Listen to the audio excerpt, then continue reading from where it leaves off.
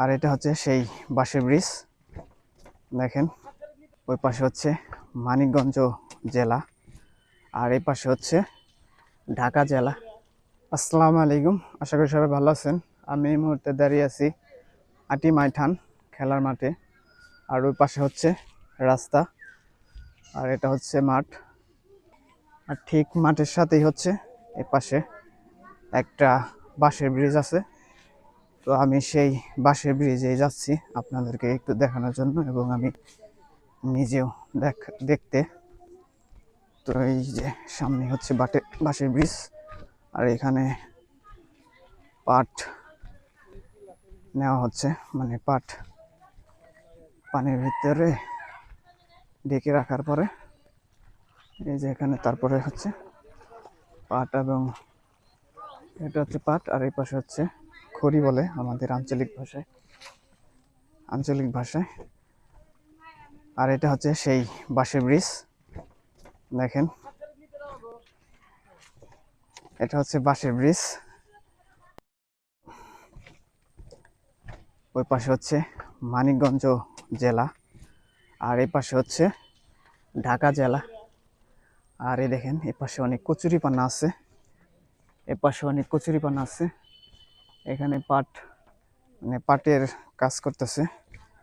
দেখেন এখানে বাঁশ দিয়ে যে ব্রিজটা বানানো হয়েছে, সেই ব্রিজটা। আর এখানে কিন্তু এই যে উপরে প্লাস্টিক জাতীয়, যদিও এটার নাম জানি না, তবে এটা উপরে রাখা হয়েছে।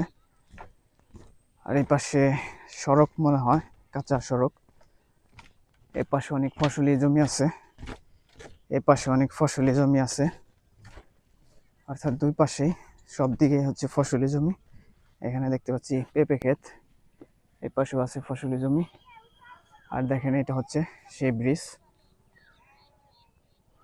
আর সামনেই হচ্ছে ওই পাশে হচ্ছে আটি মাইঠান খেলার মাঠ। অর্থাৎ এই ব্রিজটা হচ্ছে আটি মাইঠান খেলার মাঠের সাথেই পশ্চিম দিকে, এইটা হচ্ছে পশ্চিম। তো দেখেন ব্রিজটা অনেক বড়। আমি যদি একটু দূর থেকে দেখানোর চেষ্টা করি, এই পাশে আছে পেঁপে ক্ষেত। তো ওই পাশে যারা আছে তাদের অধিকাংশ ফসলি ক্ষেত হচ্ছে এই পাশে। আর এই ব্রিজটা মূলত এই পাশে মানুষেরা দিয়েছে যাতে এই পাশের ফসলের ক্ষেত থেকে ফসল চাষ করার পরে এই ব্রিজের মাধ্যমে ওই পাশে নিয়ে বিক্রি করতে পারে। তো দেখেন সব জায়গায় হচ্ছে কচুরিপানা, আর কচুরিপানার উপর দিয়েই এখন দেখা যাচ্ছে একটি ব্রিজ। তো এখানে পানি একদম কালো, ও এখানে দেখা যাচ্ছে, যদিও ক্যামেরায় অতটা বোঝা যাচ্ছে কিনা, দেখেন একদম কালো। আর এটা হচ্ছে ব্রিজ, অনেক বড়ই।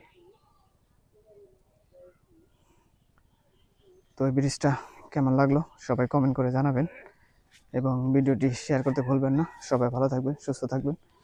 আল্লাহ হাফেজ।